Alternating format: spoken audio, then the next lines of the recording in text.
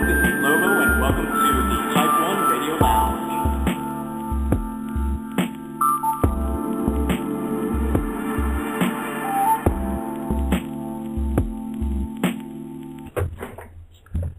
Hello there, people of the world.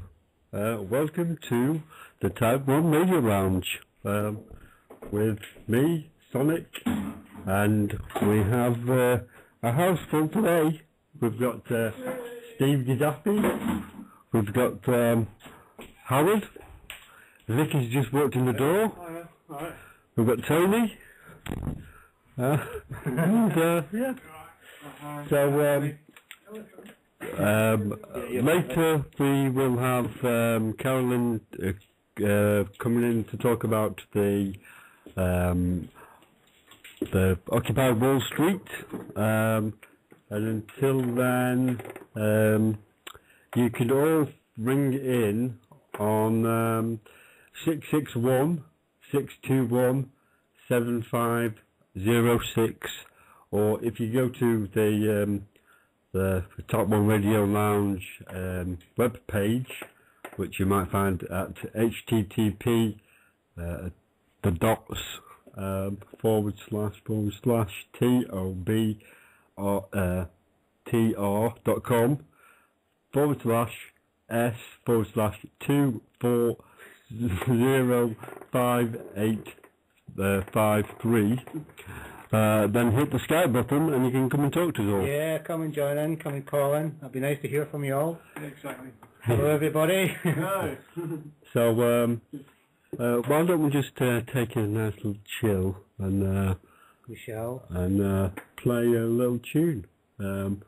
What should we go for? What should we go for, guys? Don't know, what about some nice local Brighton band here in England? Yeah, go for it. Yeah, shall we go for, what is it? I think Caroline might be just here now, actually. So Caroline, we're just going to play a tune and then I will bring you on, okay? This is a Brighton band called Hollow Moon, and this is called Lovers Don't Mind.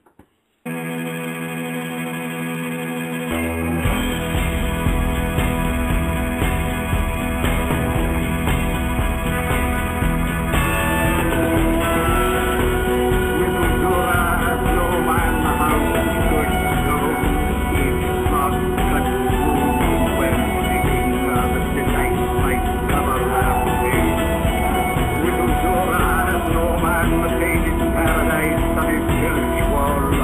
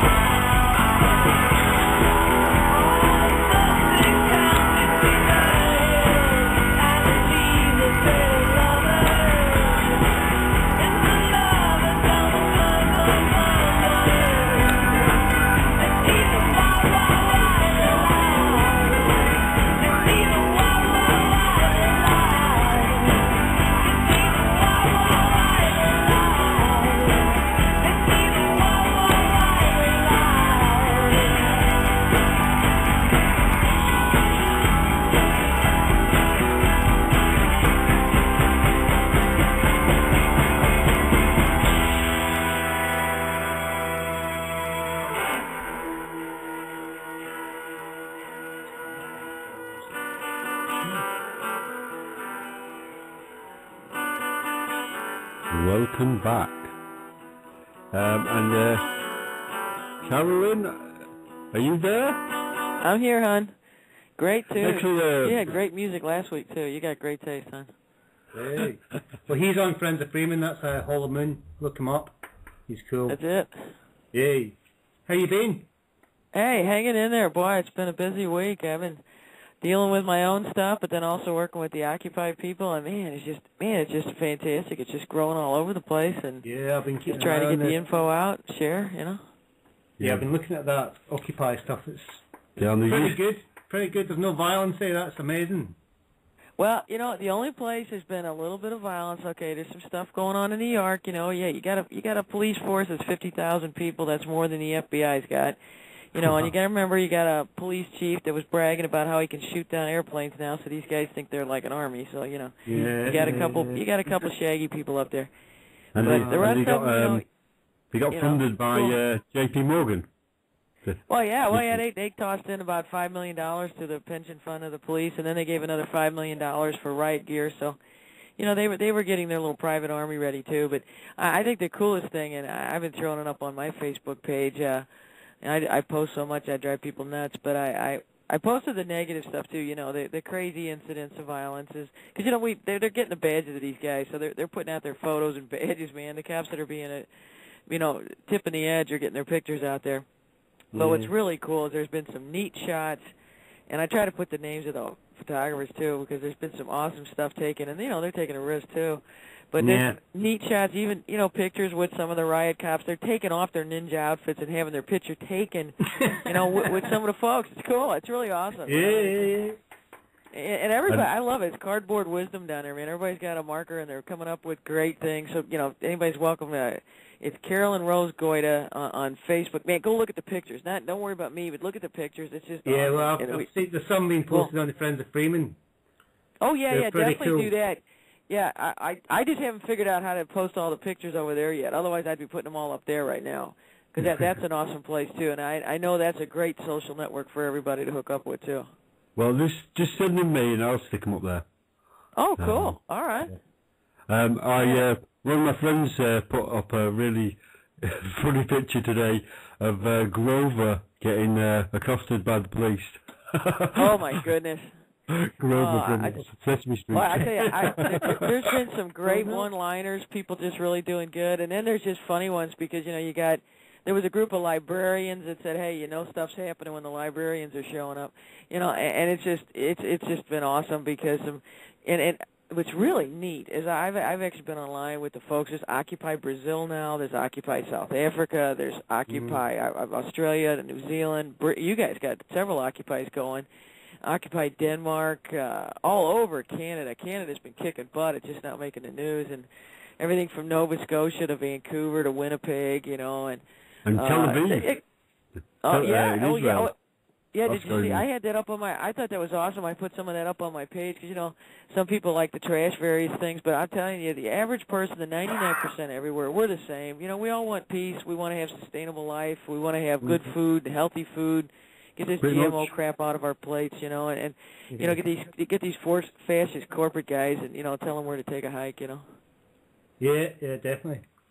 Yeah, we can see Anne. She's hopefully going to join us in a minute. Hopefully. Cool. We were talking to her today, and she was saying that the Lawrence, Kansas police have decided to not get involved at all. And wow. if there's any, if they get a call to go there, they're not going to go unless it's an emergency. A call from the actual protesters themselves. So, the cops are starting to be included in that they're just like us. They're going to get screwed as much sort of thing by the banks and what have you. So, or already have. Yeah. Well, their pensions are getting cut apparently, so they're just saying, well, screw you. We're not going to bloody, protect you anymore if you're going to. Yeah. The only place the cops are still a little freaky is the ones that have been a little bit more, I call them paramilitarized cops, because some of the big urban areas, like I'm from St. Louis, Missouri, and they've had some issues because Bank of America refused to let people want to take out their money out of Bank of America as a protest, and they wouldn't let them do it, and they actually brought the SWAT team down there to scare the heck out of people. And I know in San Francisco and Portland and a few other West Coast sites that are the bigger towns, the police were coming there and, breaking up and ripping up tents and throwing them away. And, if you tried to resist, they were arresting people. So, I mean, it's the bigger urban areas where, you've got it's a terrible thing to say, but it's sort of like a goon squad, because, I mean, all these big urban areas, they got a little bit of their own little version of a Gestapo that runs around and intimidates people. But I think for the most part, America's huge, Canada's huge, Brazil, everybody's getting into this.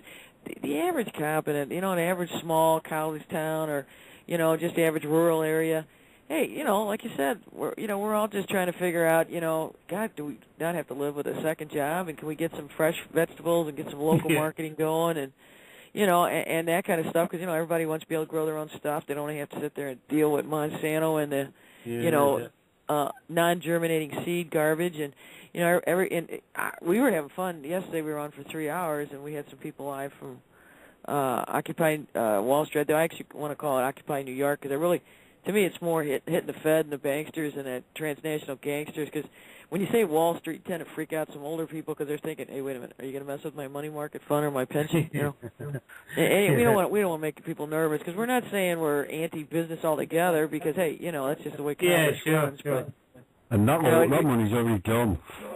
Yeah, you just don't want monopolies and these gangsters that, force GMO on us, and and like, in America where they're sitting there dumping out raw milk because they won't let you do it. And, we got, we were having like road stops all over the place in St. Louis. They call them for, MAD, for Mothers Against Drunk Driving. But, hell, they were just doing that to stop everybody and give everybody tickets to make money. And, people get tired. You don't want to be sitting there going, hey, show me your papers. It's like, hey, that movie ran out in the 30s, didn't it? In the 40s, Yeah. It's a rerun. Exactly, I mean, it's great in black and white, but when they start doing it in color in real life, you're like, oh, hey, what's going on here?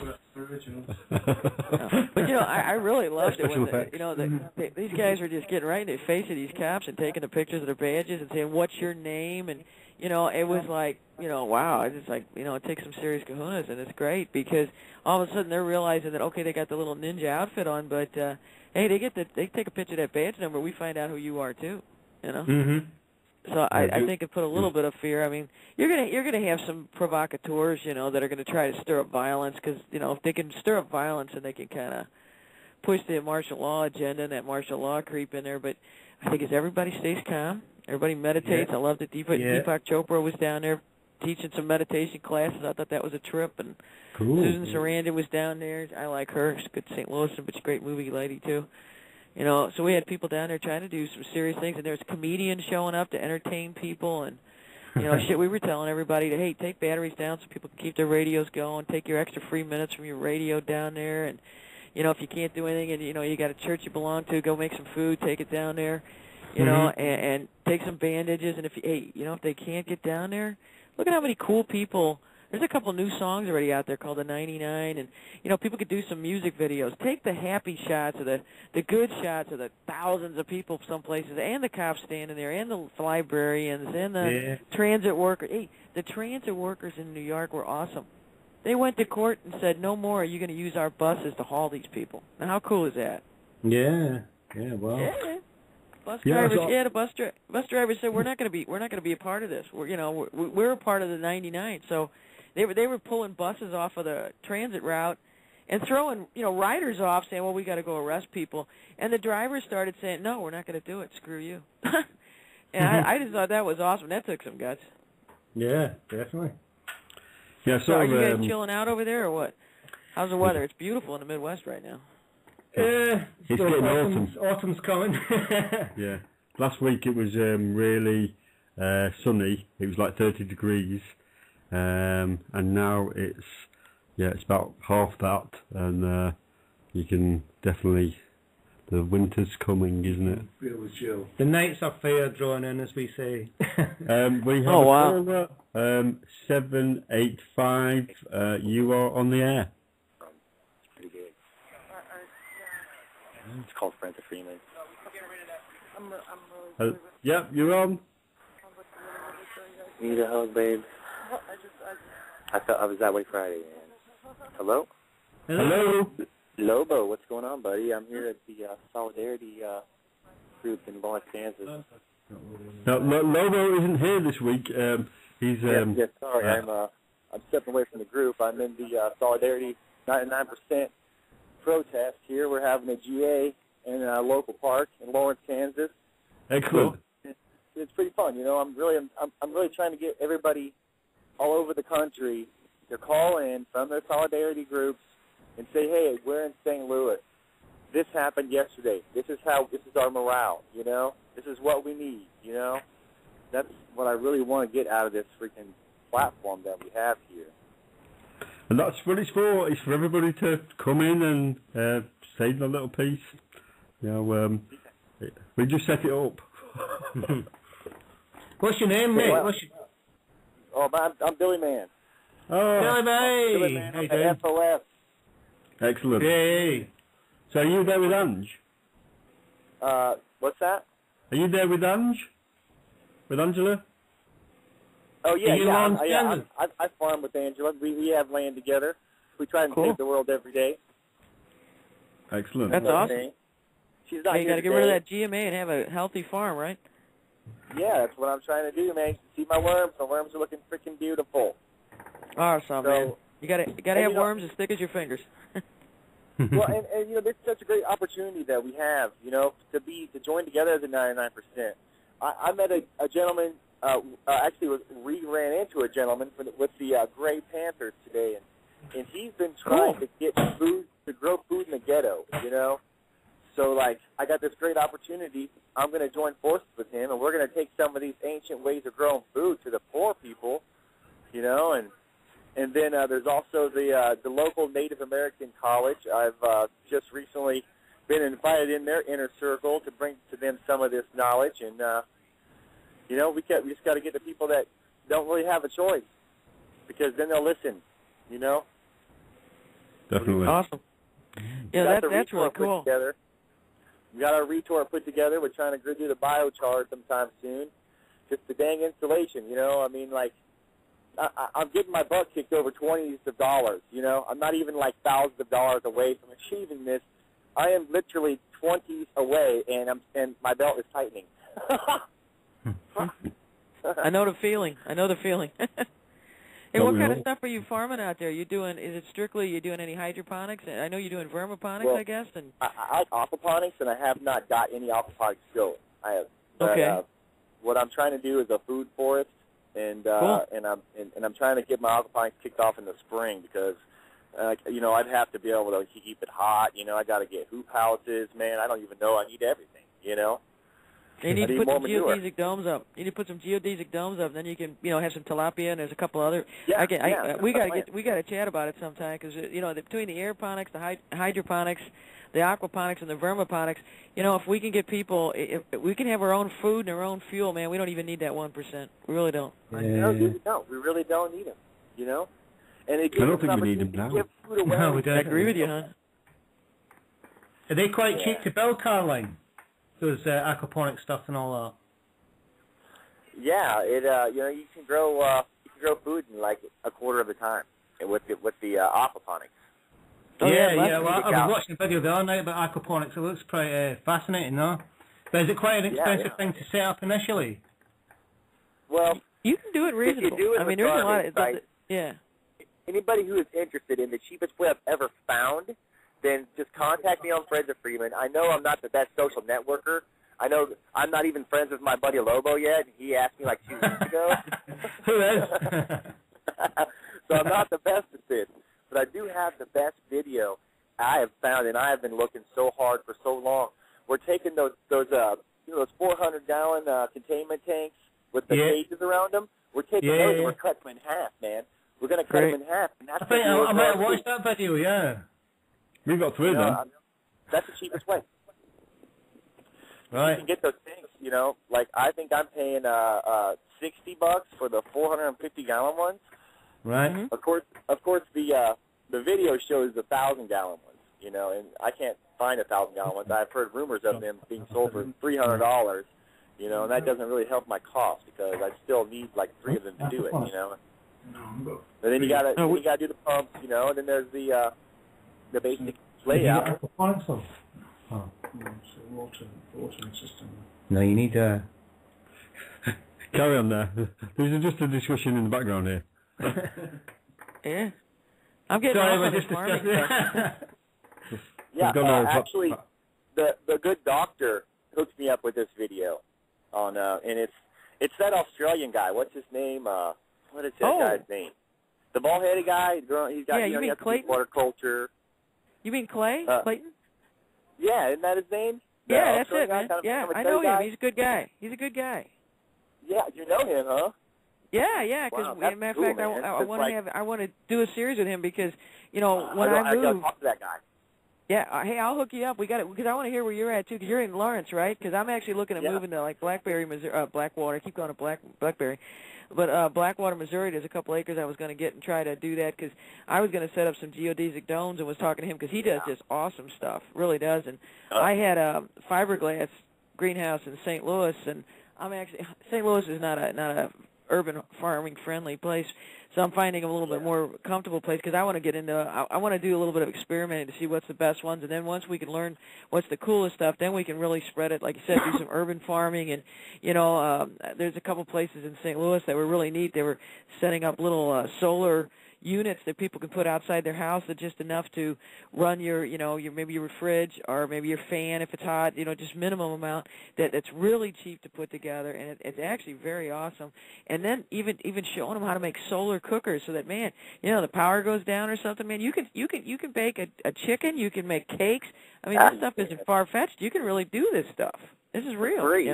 There's no bill in the mail when you're fucking done eating all month, Now, well, that's just it, Well, yeah, because it's like, where I was at in St. Louis, they had a fit. I mean, I was sitting in the middle of a subdivision, and I had Siberian kiwi growing in St. Louis, and I had 5 types of heritage tomatoes and a dozen different peppers, and I had strawberries and blueberries and, God, every herb you'd ever dream of, and sage, and a whole bit, and oregano and stuff. And to me, I can't imagine people now, first of all, wanting to grow their own stuff. To me, it sounds crazy, but, man, get my hands dirty, and I'm happy.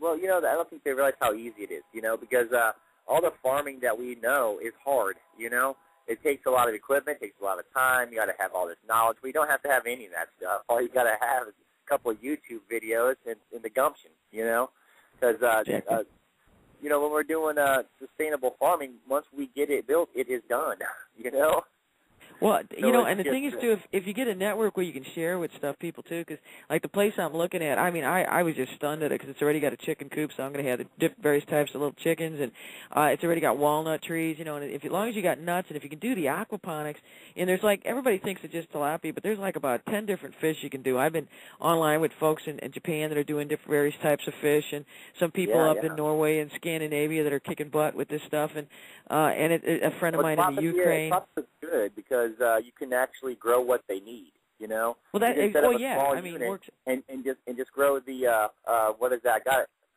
the duckweed. Like it grows on my pond. So if I just get it going, I already got all the food I need for tilapia. Well, yeah, that's awesome stuff. But you can actually even put bass in there. There's the various types of edible goldfish you can do. Because, let's face it, hey, you don't want to eat the same thing every day. And I got cats, they're going to eat the fish, but even they want variety, you know what I mean? And like some of these Japanese, there's great guys. They're even doing prawns. For God's sake, you can have shrimp. And you're doing it in your own backyard. Or, if you don't got a yard, you can have a communal space. Because even if you're in, like some of the urban areas, man, you can talk to these guys and like, get a lot of land between some of these, brick buildings. They're tearing down these things and say, hey, instead of you guys complaining about controlling the weeds and the rodents, man, you give it to us. And, right now they're doing a little bit of top stuff with some tomato plants stuff. But if you can get this where, hey, just a bunch of people in a weekend could put up a geodesic dome with some plexiglass, or, my goal is to have some solar stuff on there because there's some neat flexible film you can put on there. I mean, that thing can run 24/7 and 12 months of the year. Yeah, and then, everybody share, Yeah, I'm into some passive solar mostly. I want to do the wind, and I want to do some passive. I want to do the heat, with some solar. Build some solar ovens, run some freaking pipes through them and pump some water through the lines, Cool. That's all of it. We can keep the food growing all year round, Like, this isn't really my year, This is my year to kind of do my setup, build my concepts and my ideas. But my big time to shine is going to be a year from now, whenever everybody else is shutting down their operations, and I'm still kicking out produce. you know. Well, My there's so goal, many actually, things I that want a geodesic dome. I don't mean to cut you off, but I want a geodesic dome that I want to grow food from the equator all year round. Well, I think everybody's got to start doing that. I mean, in the old days, they used to call it victory gardens. You know, it's what all our folks and grand folks did. And but nowadays, it's like survival ones. Like, you know, when I was talking to Freeman, when I was on with him, it's like, you know, the key really is, man, if we can do our own food and fuel, man, we can just flip them the bird and start going our own way and saying, hey, we don't need you. And as long as everybody sticks together and, you know, chips in, helps each other, and hey, you know, help out this person that's getting older or sick, or, you know, somebody with kids, or somebody with somebody that's, you know, disabled or housebound or something. As long as we stick up with each other and take care of each other, because there's always something somebody can do, you know? You know, somebody can always pitch in some way or form. And there's even aeroponics. I don't know if you've looked into that yet. That even oh, it's just awesome. And it's like, you know, they just, to me, that's what ought to be, everybody ought to have that in junior high and high school. I mean, that should be, you know, a mandatory class that everybody learns how to grow their own and do this stuff. And heck, you know, you can do even have, hey, you have your own beer, have your own wine, so you can chill out at the same time, you know? What the heck? Yeah, why not? Why not? Hey, are you guys into that in England too? What are you guys doing over there as far, is there a lot of effort to try to do this, or what? What's that? Are you guys doing a lot of that in England too? Is there a lot of people trying to get into the hydroponics and the stuff like that? So, yeah, there's a lot more certainly outlets that have started up that are selling the stuff. Before, when people were selling it, it was obviously for growing pots sort of thing. But now it's nothing wrong with that either, but you know. Yeah, I know, but you can't really sell it in the open market like that. So, but I've noticed a lot of shops. Yeah, they're advertising it for selling tomatoes and stuff like that. And peppers. And peppers and chilies, you know, because we don't have a climate here for growing stuff like that, but you can with hydroponics and. Well, aquaponics, man. Yeah, man, you can. The one major thing that I want to grow with the aquaponics in my experiments is the mangosteen. Oh yeah. Grows on the equator, you know. Yeah, sure. I was thinking about mangoes actually grow in water anyway, don't they? Cool. Like a mangrove is a swamp sort of land, isn't it? In the West End, well, wherever they're growing, sort of in Asia and the West Indies. Yeah, so I was thinking that hydroponics would be a brilliant sort of way to grow your own mangoes. Oh, yeah. Oh, that'd be awesome. You got, you know, there's actually a lot of neat dwarf citrus trees now that you can actually get too, and you can have those in a geodesic dome. And like I said, I was growing, you know, Siberian kiwi, and everybody said, oh, you can't grow that, you know, in St. Louis, too far north. Yeah. I was doing it outside, so just think you get a geodesic dome that's, whether it's passive solar or you get some panels or you just put some film up or something, you get a little bit of heat, so you can just maintain a certain level and you keep the humidity up. Man, you can have, I mean, you can have vines of strawberries coming down, and the best way actually to grow tomatoes is to have vines coming down too, and you can have blueberries too. And you can get nuts and grow your own tobacco seeds, because tobacco is a great natural insecticide. So I mean, even if you know, you can have that. You know, and there's just so many things. And like I said, I got to have my catnip for the cats, and you know, it's like, oh yeah, you can do it. Yeah, you know, and you know, you can even grow things like crazy things, like you know, you can get this miniature versions of the cauliflower and the Brussels sprouts and all this kind of stuff that everybody's freaking their heads up. But, hey, you got a whole vegetable garden going here, you know. I mean, you can make a tree dwarf, you know, by knowing how to prune it too, you know. Yeah. I don't know how far a person can take that. I just read stuff, you know. A lot of what I have to say about any of this is just it's all concept, you know. I don't have the experience of saying I grew a mangosteen tree, but you know, it's just some of the things that I put together. Yeah, I was thinking about that. I think it's definitely possible. Keep going, man. How are you guys powering up these things?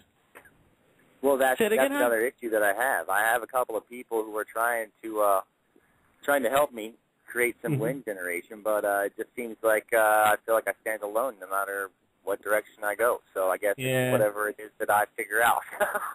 Hey, we'll have to talk, because I actually don't laugh, I actually have a patent in for some solar and some, it's not really a turbine, it's actually using vibrations, because with turbines you got to watch out, because you're going to get nailed with some bats, and birds are always getting in the way, and plus it actually has to be up way high. You almost have to get up like 100 feet, 200 feet, and it actually is a lot of effort sometimes to put the towers up, and if one of those falls, you got all kinds of issues. So I actually was working with this vibration thing, and vibrations, you need less than 1 mile an hour, and it's basically going 24 hours a day, so it kind of supplements when the solar's down. And, you can put these almost anywhere, and there's no danger to any wildlife or anything. And there's some guys at MIT doing it, but I had come up with a thing, and, hey, as soon as I get this thing approved, I'm going to give it away. I just want enough money so I can I'm still fighting my legal battles in St. Louis to get out because I made the wrong political enemies. But as soon as I kind of stuck my nose. I got into the pedophile priest thing and the selling the water company to Bayer Pharmaceutical, and kind of got myself in. We're going to be in touch. We're going to be in touch, Caroline, about that because we've got a friend in Canada. We mentioned to you last week, and FireCheck wants to talk to you about sort of stuff like that. So we'll be in touch about that at some point. Oh, great. Yeah, so we'll sort of set up a podcast or something. Some sort of Skype conference that we can record, because I've figured out how to record without using this. We can record Skype conferences on SoundCloud. Wow. Which is great. Yeah. Yeah, we've got this guy coming over from Canada in about 2 or 3 weeks' time over here to give a talk, and we'll be YouTubing that, and we want to get some of your input into it as well, just to sort of let them know that there's things in stateside going on as well. I mean, he's taking quite serious lawsuits against the Queen of England, amongst others. Wow. And the Pope, and he's an ex-minister basically in the Free Church of Canada, something like that, and he's quite set up his own tribunal. Yeah, he's quite a guy. Yeah, he's quite a guy, but he might be interested to talk to you, sort of thing. So. Gee, is he single too? Shit, send him over. I thought he sounds pretty good. What the heck? Hey, we also got to hook him up then with Janice Sharp and Gary McKinnon, and got to get that poor kid out of that. I mean, that guy's been fighting this battle for 10 years. It's a bloody crime. It really is. Yeah. So is he actually in some prison at the moment? Well, he's fighting extradition here at the moment. Yeah. He's under house arrest, and he can't get on the internet and stuff, which really hurts him because he's autistic, and that was kind of his outlet to the world. And they've really, if they put him in jail, I mean, I don't know if he'll survive. And I know that his mom is just the most neatest woman. You'd love her, and you got to have her on sometime because she's just the nicest person. And she was on your version of Broadway with her plays and stuff, and she's just devoting her whole life at the moment to protecting her son. And it's just it's like 9 years of this stuff. It's like get over it, folks. If he didn't find UFO files, then don't worry about it. And he didn't even get into files that were dangerous. He got into they didn't even have the computers didn't even have security codes. So I mean, they left them open. They shouldn't blame him. Yeah, sure. Yeah, because he didn't actually break into anything because there were no passwords on there. So, you should have thanked him and given him a job. Yeah, definitely. So from St. Louis, have you been to any of the assemblies? Well, I right now it's not safe for me to be in St. Louis. In all honesty, I'm serious. I'm in 2 years outside of my house because of death threats, and I got attacked in my house. I got raped for 18 hours. They strangled one of my cats in front of me, and I've had animals put on my porch dead. So when I talk about stuff being serious, I wasn't really kidding. But I mean, you can't dwell on the past. You just got to keep forward. And I'd still do what I did, exposing Bayer Pharmaceutical and the water company, and going after the pedophile priest issue, which I know Freeman's really into this because it is so much more than the priest issue. It involves a lot of really big names, and it's very organized. The child thing, which I don't know if you want to get into that sometime, but it's really a serious thing. Yeah, so. I followed it. But Columbia's had a bunch of people, Casey's had a bunch of people, and I've done a lot of my stuff online, sharing information and getting a lot of the word out. Because, there's over 1,000 sites now. Occupy Together does a good job. They got the map showing, and there's over 1,000 of them in the United States right now. Yeah, we're trying to actually get on the map of Occupy on that website for local Lawrence. We're trying to say here's where we meet. Here's our General Assembly. They're using Meetup.com right now, and they're actually doing a really super job. That's why I was trying to hook up the other countries too, because I'm a lunatic. I don't sleep, so I'm like up 24 hours and I'm a total night owl. So I've been on with Australia and Brazil and the folks in Scotland and the people all over Canada, and there's so many places in the United States, and there's Spain doing it now. There's Occupy Spain, and the stuff. The people are coming back in the street in Cairo too, and I've been online with some folks in Tel Aviv, and it's like they're actually going to try to do it together so they can show that the average 99% person, that's just a cool person, we really don't hate each other. We're really tired of the military-industrial complex and the hate. Let's just all figure out it. We can figure out a solution, because But these guys have been spending trillions of dollars and just keeping everybody divided when, hey, like I said, we all want to grow our own gardens, we want to have a good time, we want to chill out, it's like, we're tired of people bashing medical marijuana. They're actually raiding them now in California again when, hemp itself would pick Canada and America out of out of depression. I mean, 1938, Popular Mechanics even had a thing, Willie Nelson's greatest, always quoting it, that, hemp was considered the number one cash crop for the United States. But, hey, the only reason they killed it, the only reason they had the original prohibition had nothing to do with drunk driving back then or anything else. It had to do with they wanted to control the fuel. Alcohol was the number one fuel, and hemp was made into fuel. And they just wanted to make sure that Rockefeller and the J.P. Morgans could get filthy rich and have a petrochemical industry that was going to take over the world. Yeah. That's what they wanted. Yeah, I got to learn not to be so shy, don't I? Well, hello, we're going to play a tune now. Great. We're going to have a little smoke break. If I could make a request. What's your request? This is... if you can't play it right now, that's fine. But everybody should take a chance and look this song up. It's called Rise from the Flowbots. In the video, they are making a food forest in the ghetto. It's the shit. Right. We'll look that up. Rise. Have it on next week. Yeah. Well, hey, there's a 99 tune, too, that's running around YouTube that's actually pretty cool, too. But, hey, you know what? You need to put some of the stuff that you did, your fusion stuff that you were doing. I really like your website, because I put that on my page a lot, and a lot of people like your stuff, too. The mixes that you do. Who me? Sonic? Yeah, you. Yeah. Cool, I've got like a following. He's a big famous rock star. Yeah. He's lying to it. Oh, okay. So he's not only got a sexy voice, he's also hot too. Okay, now I Yeah, understand. and we're all in the jacuzzi together at the minute. You can hear us bubbling. So anyway, getting back to the smoke break, we're going to play one of the guys that is actually here, Vic Azoff of Friends of Freeman. And you can introduce your own tune, mate. What are you playing? Which one is As it? days go by. Oh, this is called As Days Go By, or As the Days Go By. Can't remember. By Vic Vibrato and the Amphibian Zoo. What a cool name that is. So we'll see you. So we're all back. Did you enjoy the tunes? Love it. You got great taste. Well, that was Steve. The last one was Steve that sat here.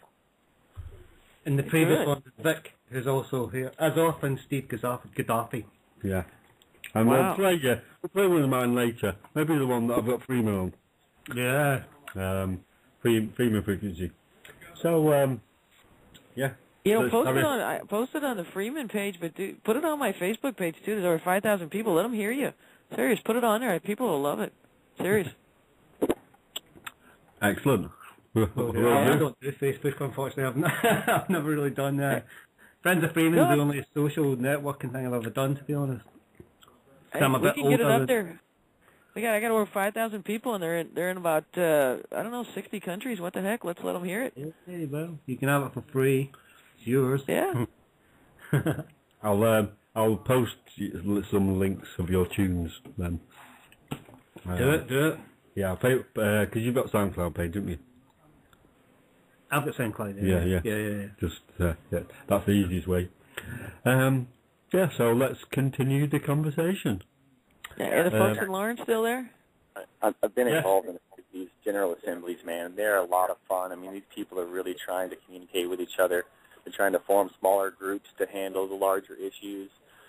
I mean, it's pretty good, man. Like we're working with the cities around us who are doing the same thing. We're trying to connect, locally and connect globally. It's just such a beautiful process. I mean, we got all these hand signals. We're adopting all the ones that I've been to. We're adopting the Wall Street ideas because they've already done it. They have all the hand signals. And You know? Yeah. Well, you know, a lot of those guys have been experienced too, because a lot of them did the G20s, and a lot of Americans didn't know that these people struggling. You know, Iceland, these people came out they've been doing it for 2-3 years, fighting banksters up there, and the folks in Ireland did, and people did not even know for months. People have been basically coming out in the hundreds of thousands in Tel Aviv, and of course there were about 100,000 in Egypt. People they weren't aware of that, and look at what's going on in Greece. Some of these people never go home. And there's a whole thing going on in South Africa, and like I said, Brazil, Ecuador. I heard it's awesome. that Libya marked their 3 top bankers for death. Well, that whole thing in Libya was just such a joke, because Gaddafi had his issues. I mean, nobody ever wants to be in favor of a totalitarian regime, but that guy, it went from having like about 10-15% literacy rate, and he got it up to 90-something%. There's parts of America that aren't that good. Yeah, that's they only really wanted to. Gaddafi plowed loads of money into education, and it's the only African state that's got a health service for free. Yeah. Well, you know what targeted it? Well, not anymore, it hasn't yet. Goldman Sachs actually ripped them off of a couple, I think it's about $30 billion of their sovereign accounts that they weren't going to pay back, and he was threatening to, blow the cover on what really goes on with these sovereign accounts between these national banks. Plus, he was pushing out an African gold coin, because he had his own gold. Yeah, he didn't need to go to the IMF, and he basically told the banksters to blow it out their ear. And he was issuing his own gold coins, and they were using that ancient. Exactly, and he was using that ancient aquifer. That the channels and canals from the ancient aquifer that he built, and he employed Africans from all over Africa, and he insisted that the engineers be trained and be Libyans working on this. Yeah. You could see that thing from space, and it was turning parts of northern Libya into a greenhouse, and they were basically going to be the breadbasket, basically threatening, the comfortable zones, that these rich people want to control the food. He was going to be a breadbasket for all of northern Africa and in Europe. And, people were going to get jobs, they were going to be employed, and women had great rights there. Just like, as crazy as it sounds, women were better off underneath Saddam Hussein than they are now. This has just gone nuts. And, I really do think that he threatened the wrong people, Yeah. Well, it depends on who you are. They're the right people for them, Chavez. Yeah, exactly right, yeah. The right people for us, and the right people for them, too. Well, yeah, they want to control the oil, they want to control the gold, the fuel, the food. It's just like Afghanistan. I mean, hey, there's nobody even in Afghanistan that had anything to do with 9/11, even if you believe the BS story of the false flag, which is nonsense. But nobody in Afghanistan really did anything, for God's sake. We go over and take over the country because we wanted the oil and gas pipeline. We wanted all those tons of minerals, many of which we need for computers. And we wanted the opium, for Christ's sake. Yeah, all the heroin. We got the Marines and your UK Marines are sitting there guarding the opium fields, for Christ's sake. I mean, it's nuts. Yeah, the Marines were guarding the opium. Crazy. Yeah, isn't that amazing that we got U.S. Marines and Royal Marines guarding opium fields, but we can't even have pot in Missouri, which was the largest hemp state in the Union. It's crazy. Yeah, I saw on the news today that they're closing down the medical marijuana shops as well in California. Is that correct? Oh, yeah. That's why everybody thought Obama was going to be different. He wasn't anything different. Good heavens. Well, he's been worse by the sounds of it. Oh, yeah. I mean, even Bush didn't have the guts to go down and just start shutting down shops. I mean, Bush, underneath Obama, we've had more, milk farms thrown out and more marijuana medical places dumped over. It's just been crazy. Wow. We got a two-party crime syndicate here. We got to get third-party people and get some movement. It's a one-party crime syndicate. It's just got two names. Just got two names, yeah. The same thing. Exactly. Well, they all get paid by the same, the same people. And I think it's called the CFR. Isn't it? Yeah. The Council of Foreign Relations and the Trilateral Commission. They're the people that, when you look at the Democrats and the Republicans, and they're all CFR members, aren't they? So they're all Zionists as well, which is kind of scary. Yeah. Neocons. Yeah, but you got to make sure you clarify. It's the Rothschild Zionists. It's not like we don't want to, sure, be trusting any religion or anything because it's. And let's face it, the only religion these guys got is looking for green and power and money. That's all they really care about. You know, they don't have any faith in anything, whether it's human beings or any kind of God, for Lord's sake. They're just into, you know, their own little pocketbook and what they can do for themselves and keeping themselves and their 1% on top of the 99. That's the only religion they have. Yeah, keeping their status quo. Exactly. I think I got a protester here who wants to use the platform for a minute and get something off his chest, you know. Yeah. Great. He's welcome. Yeah. I'm gonna walk over to him now here. You not ready, buddy? Okay, he's not ready. Hey, you know what? While you're not getting ready, let me do a shout-out because we did the 3 hours of shows yesterday with people from all over, and Daniel Fink, Dr. Fink was down there actually at Wall Street, and Robin Falco, I want to give her a thank you because her healthfreedom.com, she is really pushing getting people to take a serious look at this, and she's been devoting her show every Friday to letting people call in and say where they're at, where they're organized. We've got people calling from Boston, people from New York, and I tell you, it really makes a difference when people can, you know, share the information and get it out to people. We need to do it on Freeman's Network. We need to do it on Facebook, Twitter, everything. We just need to get it out to everybody. Definitely. Agreed. Yeah. I had to give a shout-out because she's been working hard on that. Because she even went down to Albuquerque and was trying to help organize down there. So she's busting her butt, kicking the 1%. Power to them. Exactly. Yeah. Totally. Have you guys, in Brighton, has there been anything there? I mean, I know there's been something in London. I know there was something in Ireland. There was something in Scotland. But how are things in Brighton? I don't know as much about Brighton except that it's beautiful on the coast. Yeah, I think people have got quite an easy life in Brighton. We're a bubble of the. It's like Brighton is the equivalent of California. California, yeah. But without the pot shops. Yeah. Oh, no shoot. Oh. We had a bit of excitement here the other day, didn't we? Yeah, well, funnily enough, we had a crazy crisis on our street just the other day. There was 8 cop cars. We don't really get sort of things like you guys with gun crime and stuff like that, but we had 8 cop vans and we had about 20 police officers with riot shields and cops, the whole lot, you know the door thing you bash the door in with, and and all that was for just one 14-year-old kid. Oh Lord! Threatening his mum with a knife. You should be in exile with me at the hotels. We got that many cops on any given weekend night. Good Lord! I'd love to be. But yeah, that's the only thing that's ever happened here in years. So we're quite shrouded by a lot of things. But we see what's going on, and it's. We had the student protests earlier on in the year, and the police were sort of kettling the kids on the seafront, which was not particularly very good. But I think because the cops haven't got guns over here, everything's a bit more chill. Now, I saw them in London, though. They did. Is it just in London that they started? Just in London, guns? Yeah. They do have guns, but they don't show them, sort of thing. So it's not like. Do you guys have the cameras and stuff like they got in London? Oh God, yeah. We got one on every street corner. Yeah. That's like 1984. It's like that, Orwell's dream, you know. We are the most watched nation on the planet. Yeah. And if you live in London, that's the most watched place. I think if you live in London, the sort of statistic is you've at one given time you've got about 9+ cameras on you. Wow. From different. And we also now have listening devices, so they can actually, if they hear key words like riot, for instance, they immediately a little button goes off and. That's like Echelon, isn't it? Yeah, but they do have them in London now. It's quite. Yeah, we are watched 24/7 over here.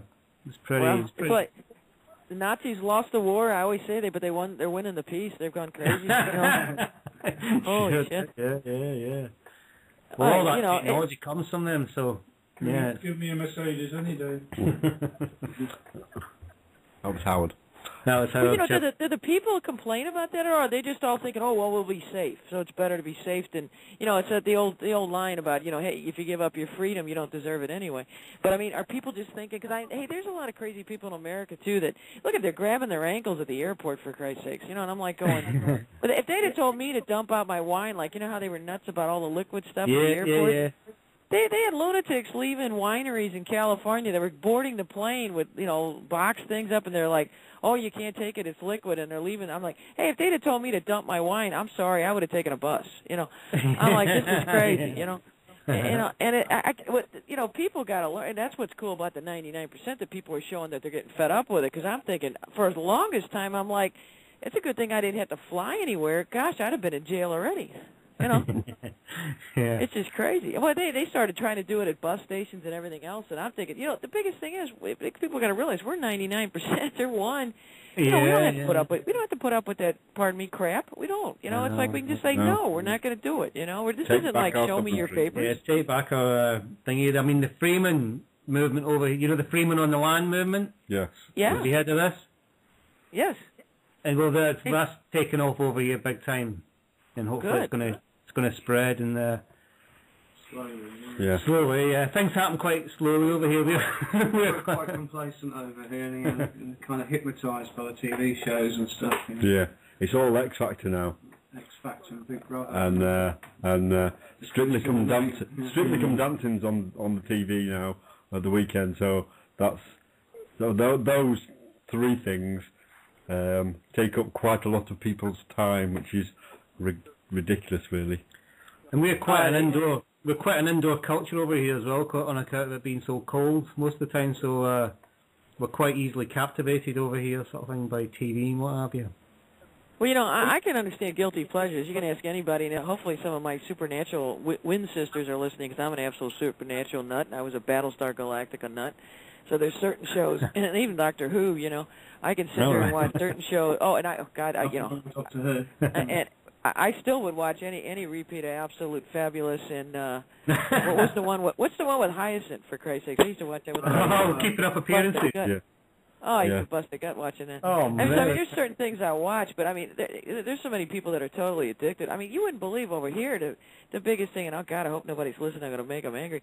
But I get stunned at people watching. They're either watching golf or NASCAR, and I'm like going, it's the same damn circle. The car's going around. It's not changed. You really can't nod off for a while, which is maybe why they like it. You can drink a six-pack, miss 100 rounds of the circle, and it doesn't matter. And they're just waiting for a car crash anyway, And I'm like, you kind of miss something. And, you can get into baseball, because that's one of those things you're supposed to be barbecuing and drinking beer at the same time, so you're not really watching the whole 9 innings. But, some of the stuff, and like the golf thing, I swear to God, God forgive me, I know golf is a great thing, what you started over at, in the Isles where you guys are at, but it absolutely stuns me that people watch that. It's like, I know, yeah. Yeah, they're hitting the ball into a hole. And, they're hitting it like 300 yards. You can't see the damn thing land anyway. And it's like you're going, these people actually go out there and then they watch it on TV glued. I'm like, I'd like to know what drugs these people are on, because I can't even imagine. So when we get people in there who aren't part of this movement, then they can exit it out. I hear somebody. Belly, yeah. Like right now I'm on an international call. I think his friend's ready to talk, huh? Breaking it. It sounds like he's maybe he's probably talking to the other station that's there, huh? Oh, he's mate. SOS. And this thing is not controlled and manipulated. This is for the people. And it is awesome. Yeah. Repeat that, please, mate. Yeah, that was great. Whatever. The last part was perfect. See if he's back on yet. And really, I'm glad he's at Lawrence, Kansas, because actually being a supernatural nut, that's where that was centered. I'd like to hear more, because actually Lawrence, Kansas isn't that far from where I'm at. It's a couple hours away. There's some good people in the Midwest. We still have a couple crazy people. I mean, some parts are like the movie Deliverance, but there's actually a lot of good, honest people that just work hard and want to have a good time, and share their vegetables and gardens and everything else in a good way. And like I said, I just think it's really cool that, all this Occupy stuff is 99% peaceful, and people are actually keeping their wits about them. They're not getting provoked into doing anything stupid or violent. Yeah, definitely. That's really important, and we got to keep them from getting hijacked by any of these, everybody with agendas from, every political party's going to have an agenda, and you're going to have these, people that want to tie it into their political campaign, and I saw on Global the live stream yesterday that Ralph Nader was down there. I love him, though. I don't think it was New York. I think it was in the D.C. one. But I Right. love him because you know what? For my whole life, that guy has busted butt, and he's never lived an extravagant life. And he gets so bashed by people saying that, oh well, if it wasn't for him, Bush wouldn't have won. And I just go nuts because I'm like, going, wait a minute, Gore didn't win Tennessee, and him and his dad were senators for 35 years. They can't win their own state. I'm sorry, don't bitch. And let's face it. Bush didn't win though. Bush. Well, and, Bush, yeah, King Bush George lost. was appointed. But he was put in. Right, he was appointed by the unsupreme court, and basically handed it. And Gore got rewarded with $120 million and a Grammy, and he got to, get a bunch of Hollywood babes. So he wasn't really upset. No. And then he got to do the unconventional truth or whatever it. Unconvenient. Yeah. Well, yeah, he got a Grammy for that and an Emmy, and he got to meet. Yeah, he was over there with. and He was on with Bono, and he was in he was a holograph with Bono over with you guys, and now he's getting hand jobs out everywhere he goes. His wife even dumped him. But if he wanted to fight, he really could have put up a fight. But he didn't. And it's just like. That's why we don't need any of this two-party crime syndicate, because people were saying that Clinton was a hero, too, and I'm like going, hey, do you know about him and Bush and Mena, Arkansas? Wake up, folks. This has been 20 years of... get bumped off. Mm-hmm. Yeah, oh, my God, yeah. I mean, God, even that guy Foster right there in the White House, for God's sakes. I thought, boy, these guys are getting bold, Well, a lot of people don't even look. When you look at American history, now you guys, at least you haven't been whacking all your politicians, except for Kelly, that poor guy. I felt sorry for him. And that was murder. He got taken out, for sure.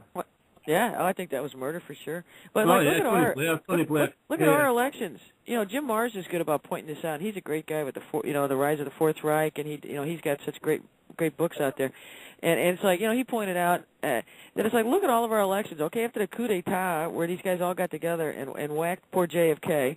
The next election, okay, well, obviously Johnson's a shoe-in because of that murder in '64. Then you got in '68, okay, they kill Robert Kennedy. You got Martin Luther King getting killed. So that, you wind up, that election was basically by default by murders. And then in '72, you got Wallace getting shot and crippled, and you got other people being shot. And it's like every election we've had, and you get Reagan in there, and he was basically an actor. But they shoot him they were going to bring in, George 41 first, earlier. And it's like everybody laughs about America that we have freedom of choice. But like, it's like every election we've had has been solved by a gun here. It seems like it's like, whoa, and I'm not in favor of gun control. Hey, Colin, did you ever hear who shot JFK? Say it again. Did you ever hear who shot the person that? I have no doubt that it was basically a very serious thing that was put together, because our CIA was basically merged with the old Nazi Gestapo, and so, all of our I read in the blog that it was, Woody Harrelson, the actor. His dad. It was his dad. I know his dad was one. His dad was one of the shooters, and E. Howard Hunt was one of the shooters. Yeah, apparently there's a photograph out there called "The Three Bums on the Grassy Knoll," and one of them is definitely Woody Harrelson's dad, eh? Yeah. Oh, yeah, he admits that, and so did E. Howard Hunt on his deathbed admitted, but there was also somebody in the sewer, too. I mean, the only guy who didn't do any shooting was Oswald. Oswald, yeah. Yeah, Judith Baker is one of my friends on Facebook. She's a wonderful woman. She actually, she was a doctor-to-be who actually was working in New Orleans with all these people, and, she knew the people, Clay Shaw, and she knew Ferry, and she knew Oswald, and see, a lot of people don't realize Oswald getting back in the United States, he had defected to the Soviet Union. You just didn't come back. I mean, this was during the Red Scare. Better. During those days for sure. Yeah. And here's Oswald, who was a Marine, working at a U-2 base that he defects to the Soviet Union. There's no way he'd have been brought back to the United States except in chains and taken to some military base and disappeared. Well, instead he shows up, and the next thing you know, he's walking around handing out pamphlets in New Orleans. Well, the person who actually had to sign him back in the United States was the Attorney General, and who was the Attorney General at the time but Robert Kennedy? Yeah, so see, he had to know that Oswald was a CIA operative. Yeah. And so that's why they had Robert Kennedy by the short hairs, too, because they killed his brother, and they framed it on a guy that they could tie back to him. Right. And then these the guy guys that were killed brilliant. Kennedy, Robert Kennedy, he's like come out to say that he was like some sort of mind control thing. Some MK Ultra, yeah. But it was actually a brilliant plan, and so many Americans, it's staggering to find out that George Bush was in Dealey Plaza during the shooting. He was a CIA operative, Bush 41. Yeah, at the time. Bush Senior, yeah, I've heard that. Yeah, and his before. old man was nothing but a Nazi, traitor to all of us. The guy was funding, Hitler during the war. He was a U.S. senator from Connecticut. Yeah. He should have been strung up, for God's sakes, And then you've got little Bush in the White House when King George, Jr. his plane went down. Edward he Kennedy. was whacked, yeah. I mean, when we had King George and Darth Cheney, that was a total joke. And, John was coming out. He was going to run for the office in New York that had been Robert Kennedy's office. And instead they turned it around and handed it to Hillary, who'd never lived in the damn state. And it drives me nuts, especially when people that want to be Democrats go, oh, but I love Hillary. And I'm like, hey, the woman's dad was, one of the biggest fundraisers for the Republicans. She'd actually had been a player forever.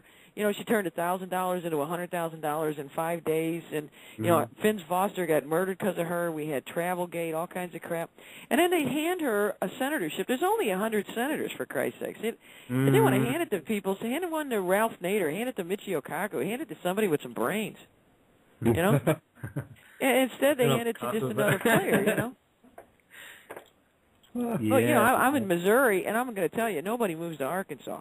And I love people in Arkansas. I got friends there. But, I mean, seriously, it's the home of Walmart. It was the originator of Tyson Chicken, for God's sakes, that, hey, if we got nothing else to do, we'll just, clean it. We'll destroy your aquifer with, bloody chicken guts.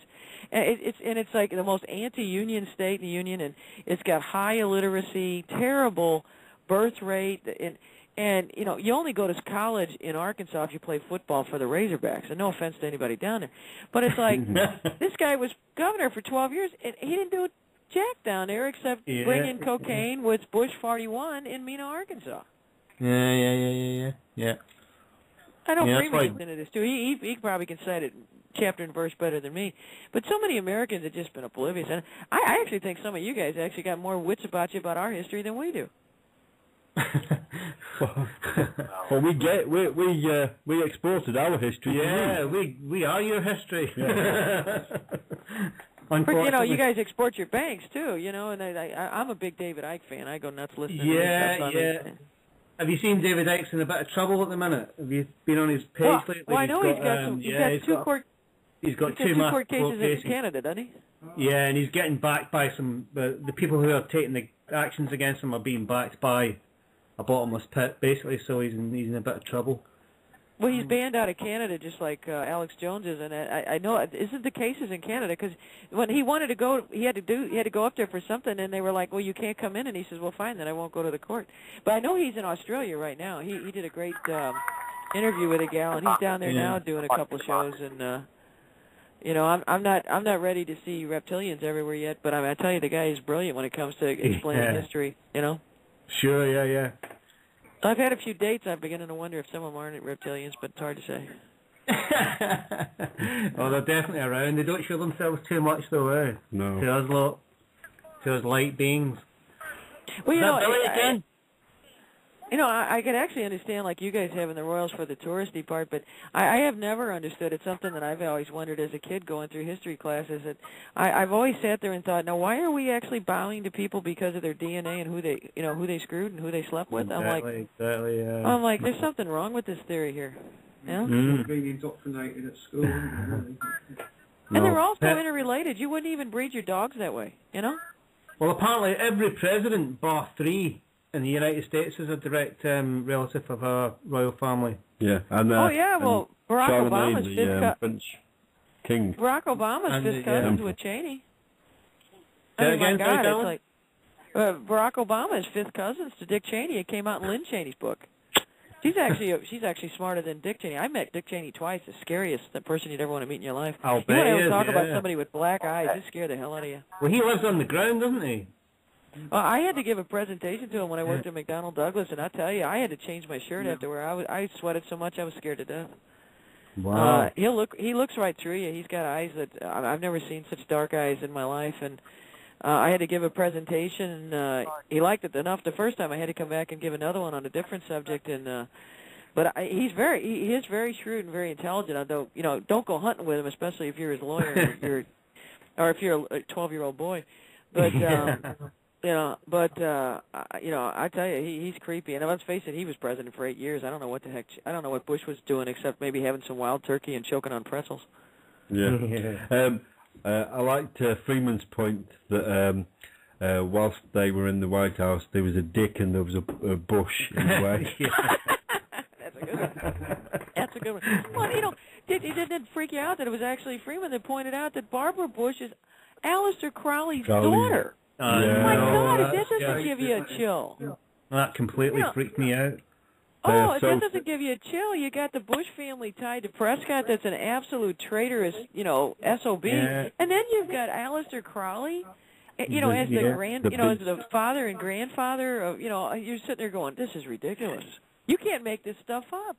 And it's totally believable as well. That's the worst part about it. Yeah. Oh, it is. Well, no, it is. Oh my God, that's so true. But there's not even any doubt. Her mother, she was hanging out with Aleister Crowley and another couple, and she got pregnant. They weren't married, but they were together for months when she got knocked up. Wasn't it? And then they tried to say later it was the married man that got her pregnant. I'm like, oh, wait a minute. Okay, it was a married couple plus her and Aleister? No, you know what was going on. I mean, they might have had a couple orgies, but okay, flip a coin. But, I mean, God, if you look at her and Aleister Crowley, but, Babs Bush, my God, the woman looks like, I know. Frightening looking, I mean, before I knew who Aleister Crowley was, I used to look at her and think, oh my God, she looks evil. Yeah. Oh, yeah. Now, So, but she was like the ugly auntie you never wanted to show off to her family, But what the whole thing is creepy because I worked in aerospace for a long time and I got totally freaked out when I thought some of the people I was meeting were like, God, these people are like evil. This is crazy. They're like, and then you hear about rumors of satanic things going on and you're like going, oh, they're yanking my chain. This can't be true. And then you find out like guys like Parsons that were Jack Parsons that were so intimately involved with Werner von Braun and setting up NASA. And then they're sitting there, JPL is actually like Jack Parsons, and they named the biggest crater on the moon after this guy. And this guy's actually having orgies trying to give birth to the Antichrist. And it's like you're going, wait a minute. We just got our space program and military. This guy's got top secret clearance and working with the CIA. And this lunatic is trying to have orgies to create the Antichrist? I mean, if you and I said that, I'm sorry. I think most people would put us on meds and put us in a cage, And instead, these guys got promotions and money. So we've got 2 785 numbers here. So we've got 785-917. You're on the Type 1 radio show. Hello. Hello, it's Angela. How are you? Hello, Angela. How are you? Good. How are you guys? Yeah, good. Have you had enough coffee yet? Yes. Good. Well caffeinated, thank you. Hey. Go on, you got the floor. I was just listening, really. What are you guys doing, Angela? Today I'm just blowing glass. Excellent. Hey. Tell us about that. Actually, today I'm making 100 little pink ribbon pendants to donate to breast cancer awareness week. Oh, really? They're doing they're auctioning them off, yeah. So to raise money to help people in my community get mammograms. Cool. So Wow. that's what I'm doing today. Where are you, hon? I'm in Lawrence, Kansas. Oh, you're in Lawrence too. Okay, I didn't realize. I didn't know you guys were going back there. That's the heart. How's the bus doing? The bus is good. I rode in it the other day. Cool. Yeah, you guys good. gonna put they got it all painted. You gonna put some solar panels on top, or what are you gonna do? I don't know what they're gonna do. Yeah. Pajamas. They have plans, I know. Well, there's some great people in Thompson, Illinois. I got to hook you guys up with because they've got a neat thing. It's even got the converter and inverter and all the bits and pieces you need. You could put that on top of the bus, and I bet you 10 to 1 we could probably get them to do it for you. And just paint their name on the side of the bus. Let them have a little bit of plug on the side, and they'd probably do it for you. Yeah, that might not be such a good thing. You have to talk to Freeman about that. You might be interested. Cool. Yeah, I know they're leaving real soon, so. Yeah, they're off to Maryland, aren't they? Lobo was saying yesterday. for the roadshow talks. Mhm. And Brandon, he's in Philadelphia today at the Tesla Foundation presenting the roadshow ethos to see if they will come on board with some Tesla coils there. Yeah, that sounds really interesting. I hope they get to do that. That would be pretty cool to have Tesla coils on the trip. Yeah. That'd be great to get them powering the bus, wouldn't it? Yeah. I don't know how practical that'd be. Well, it can definitely power up the laptops and stuff like that off them, couldn't it? And Yeah. the sort of knickknacks and divert the other power to other things.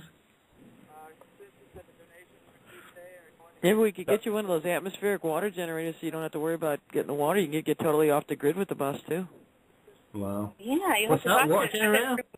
than that. You know, What was because that, Caroline, you just said about the water generator? Yeah, I'm not actually going on the bus. I'll still be here. Oh, okay. Yeah. We got to hook up because I don't know. I have to figure out how far away that is from. Next time you come, are you going to come back and do anything with the bus? Or I know you picked it up in Missouri. I must have missed you. I was going to say I should have had you, make a detour to Columbia. I stay in Lawrence. Oh, okay. I didn't realize that. Okay. No, I'm just their neighbor. I've known Freeman for a very long time, but I'm not leaving with them. Oh, I thought you weren't going to do that. No, not me. No. You're going to look after your kids, I get them aren't in you? Columbia. That is very close. Yeah, I was going to say we got to hook up next. Because I'm actually going to try to move to Blackwater, which is another 40 minutes closer towards you guys. It's about Very nice. 5 acres. It's got a farm. It's got a theater next door and a 1905 old church that's been converted to a theater. It's got a chicken coop. It's got walnut trees already, and I want to try to set up the geodesic dome with the aquaponics and the vermiponics and the aeroponics, and just really, it's only got like 200 people in the town. It's kind of an artsy-fartsy place, which is kind of cool. You know, Very nice. They don't have a sheriff. They told me they'd make me honorary sheriff. I thought, well, that's cool. I was teasing them. They didn't have one, and he said, you can be the honorary sheriff, and I thought, oh, awesome. Okay. I've been enjoying the walnuts. I'm concerned we need to be wearing hard hats in our yard right now. But No kidding. we have some very big walnut trees in our backyard, and they are dangerous in the high winds. Wow. I got to check this. You got to send me some pictures, hon. I'd love to see that. Dangerous one. I will. Yeah.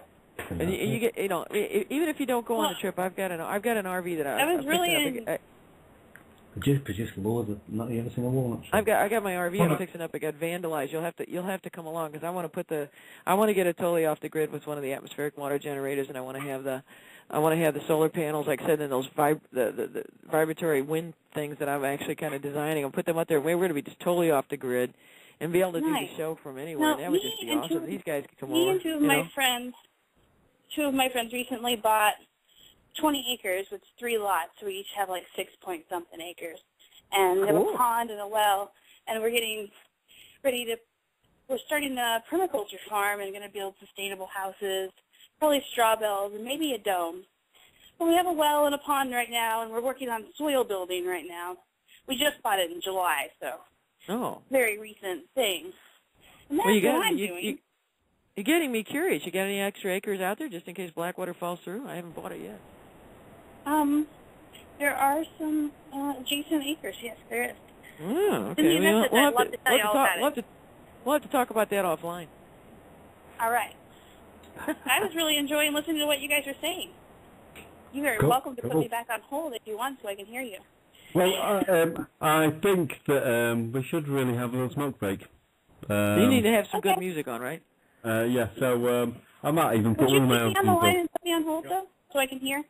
Yeah, I'll put you on hold. I think if you just send us a message on Skype if you want to come back on, and sounds good. I'll do that. Okay, so right. I'll put a tune on then. Hey, pop up. Go ahead. Do me a favor. While you're going for the smoke break, pop up your FB chat for me, will you? Sure. Okay.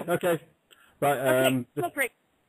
This will be from me. Good.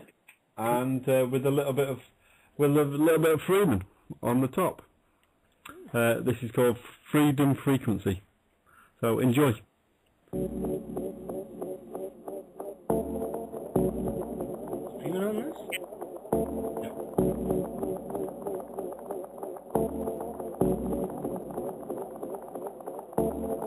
Never before have people ever been this close to understanding many of the secrets that have been hidden throughout the millennia.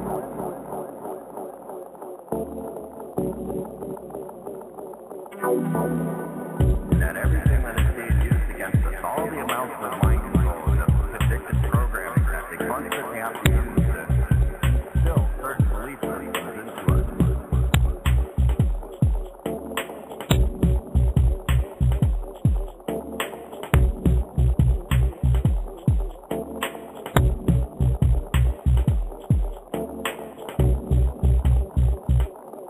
We can break free from all of it.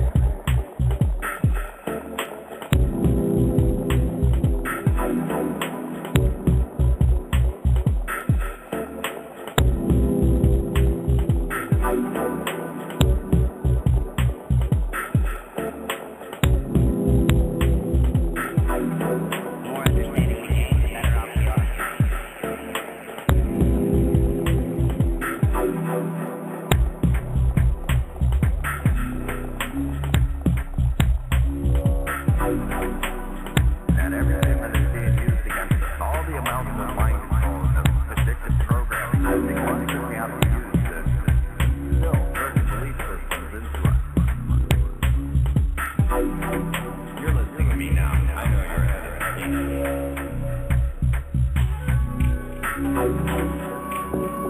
We can break free from all of it.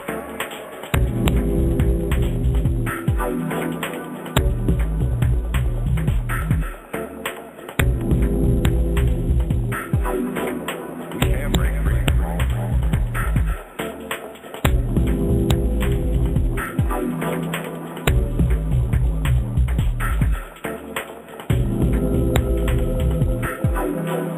You're listening to me now. I know you're ahead of me. You're listening to me now. I know you're ahead of me.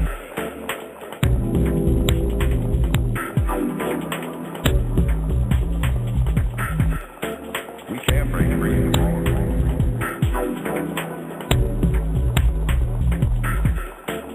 Even more important to understand our path out of it.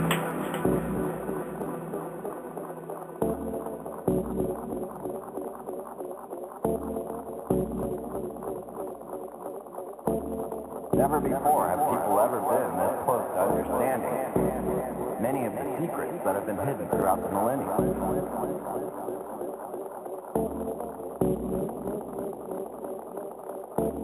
And that everything that is being used against us, all the amounts of mind control and of predictive programming that they constantly have to use to instill certain belief systems into us.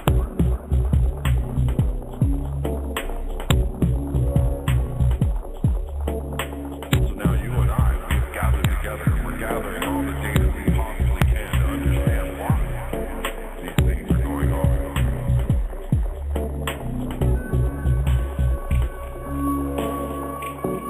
We can't break free from all of it.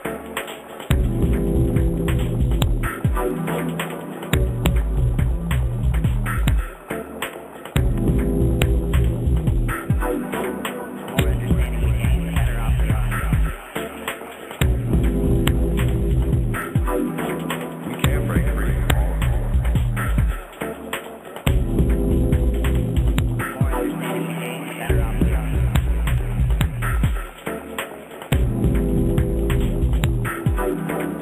So now you and I, we've gathered together, and we're gathering all the data we possibly can to understand why these things are going on.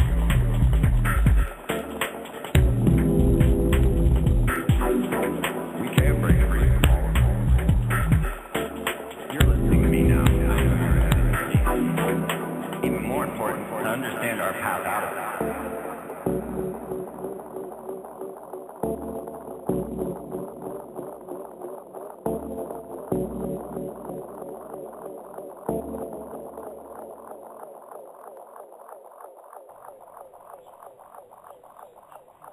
So that was one of my little tunes of Freeman on. Hope you all like that.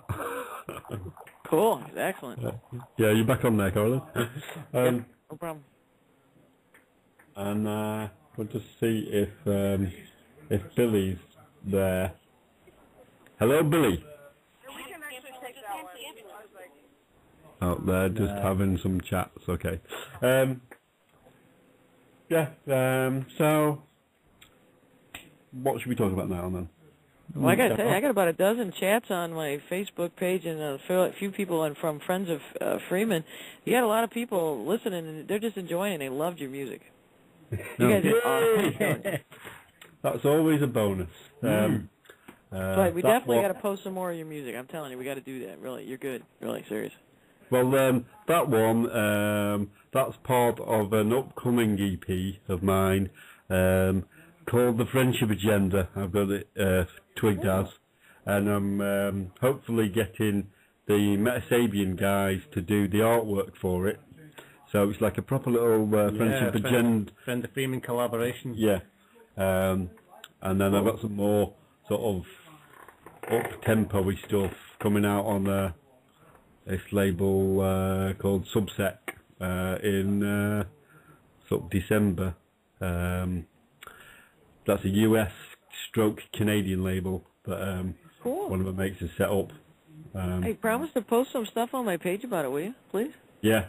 And there's also the last EP I did was for a Brighton label, and it's the label's called Pretty Neat, and all the money raised goes to mental health charity Mine. So Fantastic.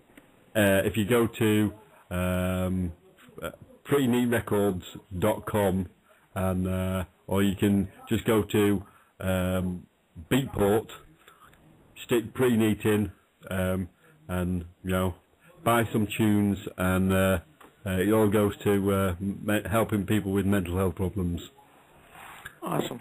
That is just really cool. That's the kind of stuff that the 99% do. And see, we don't need the 1%. The good people like yourself, you're kicking butt, you're doing good things. Because, what you're doing with the music, music moves people. I just think music is just one of those things that, it's a miracle and magic at the same time. And, you have a gift. And the fact that you're using that gift and then you're sharing it with other people that need, that's just awesome.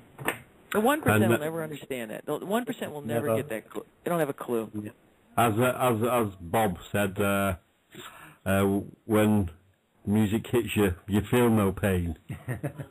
And you know what's cool? It can lift you up, and it can, when you're down, it can energize you. But sometimes you just need to just chill out, mellow out, and kind of look like right now. I'm looking out the window, and it's a beautiful blue sky, and it's kind of breezy. And I'm looking at the colors of the leaves are changing, and just the right music that you were playing. It's just, it just sets a mood. It's just awesome. Yeah, it's a nice autumn tune, that one, actually, isn't it? You've got autumn right now, yeah? Yeah. Is it the fall? Yeah. Cool. When I had eye surgery a couple of years back, and I tell you, without music, I think I drove them nuts. They thought I was crazy. They were telling me I might be blinded when they did the surgery.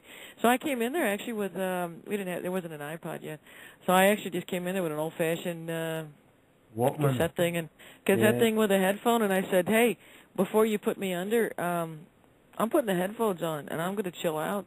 And just leave the headphones. And you know what? I told him, I said, leave the headphones on during the whole surgery. I just want to hear that. That's what I want to pay attention to. And I just think music can do.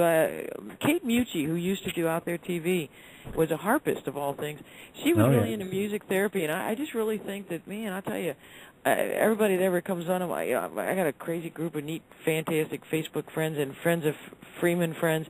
I just love to have music, and I mean, I don't care what kind it is. I post classic. Bond. I don't care if it's Bon Jovi or Bruce Springsteen, or I'll go back and post some Frank Sinatra, the Rat Pack stuff, and some country stuff, and I got some really neat original. I got a pianist in Moscow. She puts fresh stuff on there. Yeah. Guy in Oklahoma. I just think it's awesome. And what you guys do, I wish I had your skill. I don't have that. I really admire you guys. Yeah. I got kicked out of chorus in high school. Quite a long time, and I've never really made any money at it. No.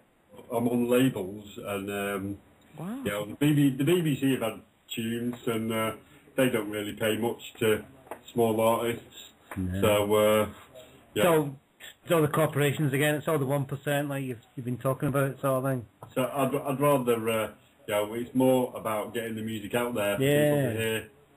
Well, you know, does anybody like Sting, or does anybody like Paul McCartney, and these guys help? I mean, I used to think a lot of Bono until I saw him all the time with, Gore and all these guys that were just nothing but the cabal. Yeah, but I mean, don't any of these guys help? Bono's an asshole. Yeah. Bono's an arsehole. It didn't really surprise me. It turned out he really was. He's really deep into that, ain't he? Yeah. He used to promote his own. He's from Ireland, and he used to promote his own country as the best sort of place. And then, but as soon as they changed the tax laws, he shipped out, pretty quickly. Well, and then you see him with all these, basically the people have got it. They aren't reptilians. They sure act like they are. Well, no, they are reptilians. He's not a reptilian, but he definitely wants to be. No, I think he's one. I think he likes hanging out with them, though. Yeah, no, he's been seduced by the sort of power and the sway. He thinks he can actually change things, but he can't. He's just a puppet. He actually diverts attention away with his celebrity from real issues. Yeah. There was a big old the G8 were having a big thing in Scotland, and at the same time they did this. The thing for Africa, the Stop Africa Debt thing, the Live 8 thing they called it, and he just completely diverted the attention away from the real protests that were going on. And it's just he's a bad guy. That. He's not on our team. You guys got such great performers. I'll tell you something. I seriously, I mean this, and I'm not BSing you guys. Some of the best, seriously, performances I've ever seen was I miss the Beatles. I'm old enough. I actually watched them on Ed Sullivan. Don't ever ask my age, and I'll kill you.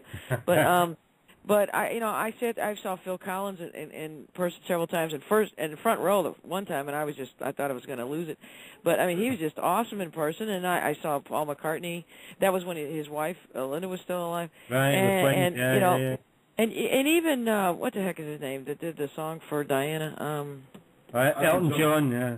Yeah, man.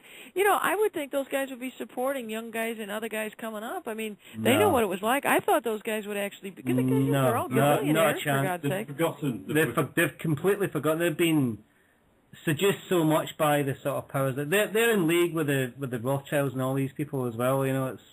They're part of the control mechanism that has been set up. So, and the way that the labels work now, I mean, from what sure. Where I don't know whether you've watched the Wash Your Brain thing, but with all the Gagas and the Rihannas, it's creepy. The Beyoncés, it's all about enticing them into a certain mind frame, and it's not good. It's definitely not good. Particularly McCartney. Well, the thing is, you guys have such the potential. You're talking about people who are together. You're talking about trillions of dollars. They could do so much, and and then you had the Brits like the Bee Gees, where they all disappeared out to Florida, and they all started dying off one after another. Maybe I guess they didn't play ball, so they got rid of them. But then you had crazy Madonna coming there, which I don't know. She was just losing it with the Kabbalah stuff, where she was doing all the stuff on her hands and all the stuff, and I don't know where the heck she was going. And it was like you're going, what the hell's going on? She's an Eastern Star Freemason. She's an Eastern Star Freemason. Yeah, she's now called Esther. Yeah. And she's high priestess of the order. Yeah. And when she kissed Britney Spears and Christina Aguilera on stage, she was passing her mantle because she was moving on to another level, sort of thing. She's wow. Yeah, it's quite. I mean, you check out Freeman's back stuff on that. That's quite. That's scary. Yeah. Well, Rihanna is now the new one because Britney Spears kissed her at an awards ceremony sort of thing and passed the mantle to her. So it's Britney Spears was even one of those Mickey Mouse Disney kids. Yeah, well, there you go. Disney had the CIA basically and the Nazis as well. So it's. Well, that's what, it's like Americans, we really, you tell these people, I've got friends that go, you're a conspiracy nut, and I said, hey, everything's a conspiracy. All conspiracy means is you got 2 or 3 people together planning something. I said, most of life is a conspiracy, dear. And I tell them, whether it's 9/11, that's the only conspiracy that sounds ridiculous, that you got, a bunch of guys in a cave wanting 72 virgins. I mean, why the hell would anybody want that anyway? If you're going to do it, you're going to go, you'd want 72 gals from a chicken ranch in Las Vegas. The hell with this. Get real here, define what heaven should be. Could probably stand down the American jets, could they? No, I don't think so. Oh yeah, I mean, nobody could do that. You couldn't get NORAD to stand down. You couldn't get FEMA, everybody down there for a drill ahead of time, and and it's like half the building was empty the 2 weeks before. And it's in the building 7 falling, and it was just clearly demolition. And I've been to the Pentagon, and there's so many cameras. They would have had pictures of any kind of plane coming in there, and I just love the live pictures that came out original. I mean, there's one hole in that building, and it's the only thing that was reinforced, and it's exactly where all the accounting files were. Yeah, and it's like there's no evidence. That was all the Enron scandal just disappeared after that as well, didn't it? Oh, yeah. Yeah, and then you got the other plane in Pennsylvania leaving a trail 10 miles long. It's like, no, you don't nosedive and have, crap fly 10 miles away. It's like... Have you, Carl, have you heard of Judy Wood, Dr. Judy Wood? Yeah, that's the only thing I really respect Dr. Wood. And I respect all the folks that have been trying to do something. I'm very careful because I think there's seriously a concerted effort to splinter the 9/11 truth movement, if you will, into, I believe in thermite. Well, I believe in nuclear. Yeah. There was a mini nuke. I believe in dustification. And it's like, now all of a sudden it's like a religion and another political party that, which one do you believe in? And you can only, they're splintering it and having people like, he's disinfo. No, she's disinfo. Yeah. No, who funded her? They're very successfully breaking up the groups, and I think she has, brilliant. And let's face it, look at the pictures. My God, you're looking at a steel girder, and all of a sudden it disappears. That that is not a free fall. It's also not a nuke, and it's also not thermite. There is something else involved. And having worked at McDonnell Douglas, I do know there was space-based weapons, and we had kinetic weapons, we had all kinds of stuff. And there's sonic weapons, there's energy weapons.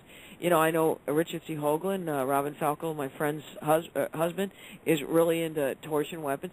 So, I mean, I think it was an assortment of things were done that day. I mean, you don't bring down that much volume without taking a great deal of scientific effort. This took months and months to plan. That's why they had to get Idiot Bush. And, the morons down there with some kindergartners. I mean, God, look at the pictures. And I sat there and I thought, this man is in charge of the most nuclear arsenal in the world and the free world. I mean, I was actually ashamed. This moron is sitting there reading, about, what was it, the book? I forgot what it was. Goats. Yeah, goat book. Now, wasn't that appropriate, though, that it was goats? I mean, talk about satanic crap. I'm like, and then I think he had his book upside down. The guy was a moron. And, and it's like he's sitting there, and then they fly him to New Orleans, and then they fly him to Nebraska while Dar Cheney's in charge. Like I said, Bush's biggest contribution was, wild turkey and stuff, Where the kids go in, like, plane crashes. Yeah. No, there was words on the blackboard or the chalkboard that had sort of plane crash, panic, emergency, and stuff like that written on it. Well, look at even. This is going to sound crazy, but people don't even realize these guys like the Indians used to call a counting coup. Even look at what was going on. Besides, 1984 telling us in that book, Orwell just basically said what they were going to do to us. But then you got these crazy people in this, agenda for the 21st century. What was it, Richard Pearl and all these guys? They write this and say, what we need is another Pearl Harbor. I mean, they're telling you what they're going to do. And then you even have that X-Files spinoff. These guys having a TV show. It's like they're laughing at you. And that whole show was on about planes being hijacked and crashing into the World Trade Center. It's like over here. And then you got these books coming out. And then you got Condi Rat standing there saying, well, nobody here was smart enough to think about using planes to crash into buildings. And I'm like, more people I knew were like going, anybody who read a Clancy novel, read about crashing planes into the CIA place in Langley. Anybody that saw that X-Files spinoff said that. I'm like going, what was Condi Red? Where's she been, And it's like, but, sadly, there's so many people. What is the old story that Hitler used to say and Goebbels? You repeat a lie often enough, people start to believe it. Start believing it, yeah. Over here, before the 7/7 bombings, a year before, they had on the BBC exactly the same scenario of basically the same places being hit. And well, and there was a drill going on that day, just like there was a drill going on in New York. Yeah. Yeah. That's why they're not even ashamed. Fuchs, which had to be canned because it was too like the bombings. Well, I really wish we'd have more of these people that take an oath in your country and mine and in Canada and across the EU and anybody else that's listening to us. These guys, all these lawyers take that they're officers of the court, they promise to protect whatever constitution they're at. And all these constitutions in the Western world and Japan and everywhere else is saying they're supposed to honor and respect the law. Where are these people to come out there and say, let's have a decent investigation? Because, there's even people that quit that 9/11 commission because they said even before it even got going that this was a joke. People that were on the commission later on came out and said it was a joke. But where are these lawyers? It's like, but they're all pampered and protected. They want their kid to go to school, and they want this and that, and they want to keep their pension, and they don't want to be driven off the road because, it's like during this whole 10 years we've been in Afghanistan. My God, for 10 years that's twice as long as World War II. I know. It's freaking insane. So, who are we fighting? These people are living in caves and mud huts and stuff. And I remember when it started, Laura Bush is out there. They're showing these women getting beaten to death in soccer stadiums. We don't give a damn about those women. There were people trying to fight for those women's rights and having a better time of it before this happened. And remember how they even blew up those Buddhist statues on the side of a wall? Yeah. And it's like they killed the guy in charge of the Northern Alliance the day before with a camera bomb that was traced back to the CIA. You're like, oh, duh, put it in your face and rub your nose in it, Yeah. It's just crazy, They were fighting a guy who they put in power in the first place anyway, so make of that what you will. Yeah, it's crazy stuff. But, that's why I'm so glad to see finally, this has taken 10 years. Now, not totally, though, because there really were people that tried to object to the Iraq War. There really were hundreds of thousands that went out, but they never put it on TV. So then nobody else thought it was being objected to. But you guys had, wasn't there like 1 million people in London? Yeah, there was, all over, cities all over Britain. There were more people actually sitting and watching the Coronation Street, which is a soap over here, than there were out. Yeah. Well, let's face it, you put you guys put a soccer game on over here, you put a football game on, and nobody's paying attention, Yeah. Or like I said, NASCAR, for some reason, I think people are just mesmerized about cars going in a circle. I don't get watching motor racing on TV. It's just like fast cars going round, it's just boring. Yeah, like I said, it's the same damn circle. If they would at least turn left or right occasionally, I would be a little more excited. I think NASCAR's it's more of an oval, isn't it? I don't know. I'm not an expert on it. The only thing I'd like about NASCAR is if I could actually get in one and drive one around a while, but I don't really want to watch it. Why would you want to watch somebody else drive fast? You could literally go on any highway overpass and say, hey, let's just watch cars. Yeah. And if you're going to do that, let's get stoned. Get stoned or have a bottle of Stoli with you. It'd be about as exciting as, standing over a highway overpass watching cars go by, But, I think to a lot of people, that's a big day. Yeah, well, each to their own sort of thing, but... Well, let's face it, there's a lot of people drinking fluoridated water, and they're taking Prozac, and their job sucks, or they're working 2 or 3 jobs, and they're exhausted, and it's like, they're like, hey, watching a car go in a circle with a six-pack is about as tough as I can handle today. Yeah. Yeah, well, we're fortunate enough not to have fluoride in our water just yet, so... And now, do you guys have that everywhere? In America, it's still hard to try to get people to understand that, because I mentioned fluoride, and I got a lawyer that was helping me, and he looked at me and he says, oh, my God, you really are a conspiracy theory. You're worried about fluoride? And I said, I looked at him and I said, now, have you ever considered the fact that most animals don't, that are in the wild animals, not pets, don't lose their teeth? And when you find a skeleton of 2,000, 4,000-year-old, whatever, they dig these guys up, and even the mummies got their teeth. Yeah. If fluoride's really helping us keep all our damn teeth, then why does everybody have dentures? Yeah, exactly. Why do we all need fillings? And then they put mercury, in America anyway, they put mercury in your teeth. It's like, let's put some, you know what, we not only fluoridated and had you lose your teeth, now we're going to put mercury in your mouth. Let's totally retard you, Yeah. Do you remember last week you were speaking to Chick? Yeah. You should go and check out. She went and found a natural spring this week. Yeah, I went with her, yeah. Could she come on? I'd love to talk to her again. Yeah, she's unfortunately at work right now, sort of thing, but she'll be back next week if you're back next week. Yeah, but we went right to the source and it was beautiful. It's just like this little well, old well.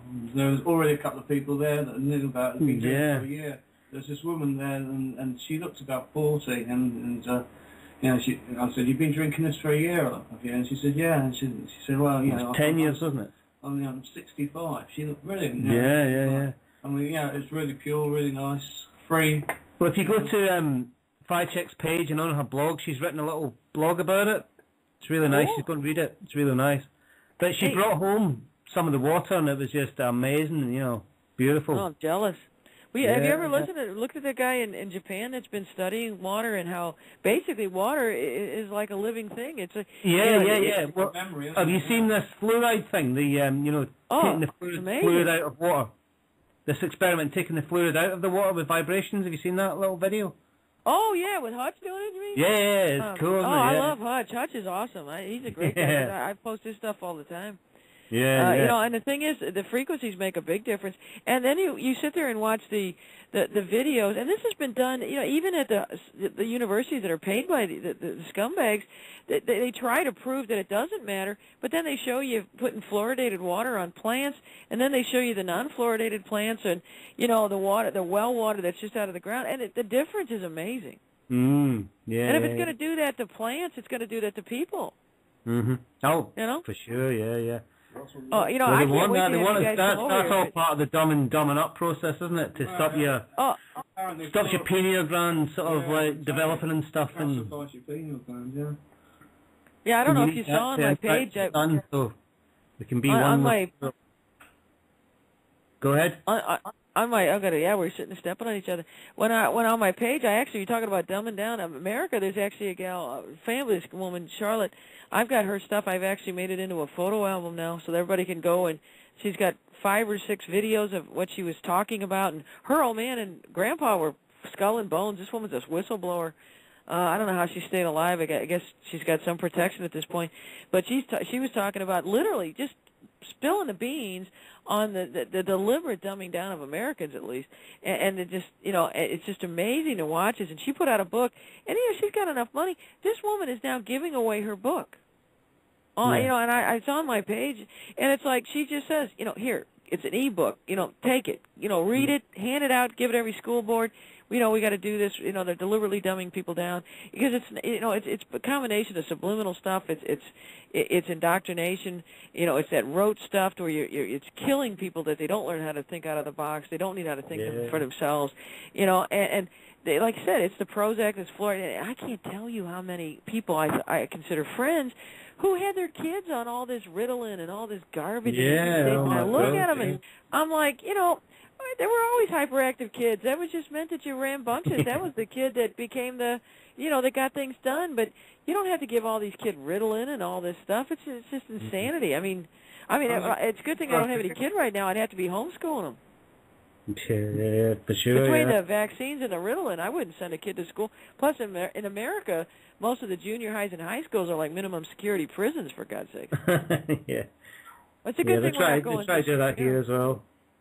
Well, they've got a new drug out there, apparently. I heard that they're giving kids that if they're incompetent or something, they've got a new term for it. I don't know what it's called, but they come up with a new label, and that's I don't know if you guys are as bad, but Americans are man, they're just into labels. I bust my butt every time somebody's on my page or I'm on any show when everybody starts doing the labels, because it's like, like I said, any label, it's so easy to pigeonhole and cull people into manageable size herds if you can label them. Yeah, sure. I mean, like, what is it? Ike said a great line. David Icke. It's like, even sheep are smarter than us. Maybe we shouldn't be called sheeple because, at least the sheep needs sheepdogs. We call ourselves into herds.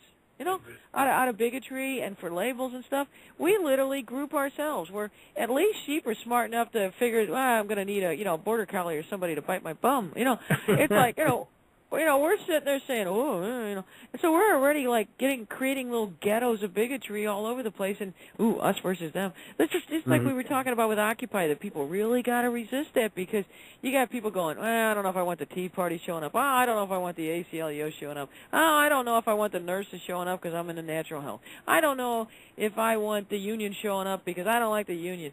It's like they're already, mentally dividing things up, and the cabal and the 1% aren't even doing it. So we gotta, constantly remind the 99% that, okay, these were learned behaviors. You were taught this in school. You're taught this by the mass, corporate media. Ignore the crap. Start thinking for yourselves. And you know what? We're all different, but that's okay. But that's why we're a melting pot. And who wants to be boring? A homogenous world would be so boring. Yeah, sure would. It'd be like if every leaf was the same color. If every butterfly was white. Every car was black. We need to have all the diversity. We need to have, even if you don't agree with them, real progress comes from debate, not from consensus. Sure, yeah. It's just amazing. Now, have you guys, when the thing was going on in London, were you guys down there at all? I mean, there was like a bunch of violence and stuff. Was that where you guys? It seemed kind of scary that they were saying it was going to spread and stuff. Yeah. No, we weren't there, but we did. That was kind of that was a agent of provocateur sort of situation up there. It was kind of staged for really? Cameron had David Cameron. Well, I know that the original black guy did they kill him? That was a total farce. He wasn't armed or nothing. So I mean, so they basically just it was just basically provocateurs just keeping it going. Yeah, well, that guy who was killed apparently was like he was a bit of a drug lord around sort of Tottenham. I don't know for sure, sort of like, and that was kind of that was just a side issue because the riots were going to happen anyway apparently. I think that happened maybe so. The Occupy movement maybe didn't take hold so quickly over here. Yeah. Because the protesters are being jailed. No, they're being sort of hemmed in with the rioters. It's sort of all one big word now, isn't it? If you're protesting, then you must be a rioter or something. Yeah. The jail terms for the people. Yeah, we've just had MPs being jailed for stealing thousands and thousands of pounds off the British taxpayers, and then you get somebody who has got I think it was nicked a bottle of water. And they're getting like a couple of years, and these MPs, I think they got like 16, 18 months, but we're out in 2. Yeah, it's just shocking. Yeah, real bad. And we've got a sort of a civilian police force over here. What they call the police support unit. They're called. And they're not police officers, but they're given a badge, sort of thing. And the amount of people who joined that after these riots went through the roof, sort of thing. And they've got no oath of office though, so they can't actually. Yeah, they can't actually do anything. They haven't got the power of arrest. They're just they're snitches, right? They're snitches. Yeah, exactly. They're just sort of the eyes and ears. Anyway, don't they? Because they just see that was happening in St. Louis. They called them Civilian Police Academy. Yeah, right. And the bloody bastards were nothing but snitches. Yeah, that's all they do. Well, all they're issued with is basically a radio, and they can sort of because there's no sort of regular cops on the beat anymore. Getting back to your question about cameras, we now have cameras on the roads that On the road? If you go for the speed limit, okay. Now we have that at intersections. Yeah, and so speedy parts of the highway. Policemen to we have all these cameras sort of thing, but we do need them. We do need beat cops sort of walking around the sort of suburbs and stuff like that. Yeah. And that's what they are. They're just the mobile cameras basically, and they call in things that. Yeah, we just have peace officers. Yeah, peace officers. Yeah. What do you think? In America, they've actually. I don't mean to disrespect all the policemen because I know there's some good ones. Because actually, some good ones have actually tried to help me, and I don't want to disrespect any of them. My father was even an MP for a while in the Army. He was in the Army for 13 years. I would never disrespect people that are actually doing their job to protect and serve, not manage and control. But I'm curious. You know, a lot of the older ones are actually the better ones that have not progressed to officers, but the ones who've just been regular beat guys are still cool, at least in St. Louis. But you know, and some of the young ones who joined that, you know, believe the ideology they were going to help people, but we've got a terrible number of cops that are really on steroids, you know, and they're like, you know, it's gotten really insane. They're like basically really paramilitarized, and they're basically doing like, you know, what we used to call speed, but it's like amphetamines and steroids. And, you know, hell, their biggest idea of a drug bust is to get meth for themselves, you know, and it's like it's actually some of these guys are really creepy, you know, and they got necks that look like they're, you know. They don't have a neck, basically. Like the steroids, they're so beefed up, and you know they shave their heads, they run around like skinheads, and I'm like, these are the police officers. So I mean, do you have that kind of stuff too where you're at, or what? Yeah, we have the same sort of thing. Yeah. But anyway, we've got 20 seconds left, Caroline. Well, 15. Oh wow, sorry. I could talk to you guys for hours. You guys are awesome. Real quick, thanks to you. It's been a pleasure. Yeah, can't wait for you guys to come to Missouri, and hey, and I want her to come there and help me find some good springs down here. All right? Yeah, we will. Okay. All right, bye. This is take it easy, guys. Bye from the finish here in Brighton. Yeah, thanks from Brighton. Good night. Hey, I'm the Midwest of Missouri. Right, it's just. I think the show's actually finished. The live show's ended, Caroline, but you're still. Can you still hear me? Still recording. Yeah. So. Can you still hear me? Yeah.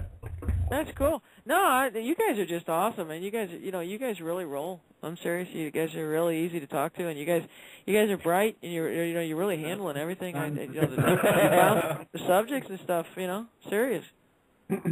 Well, you know, we just created this as a little like tester of see if people would take the mantle and do some shows from the Friends of Freeman.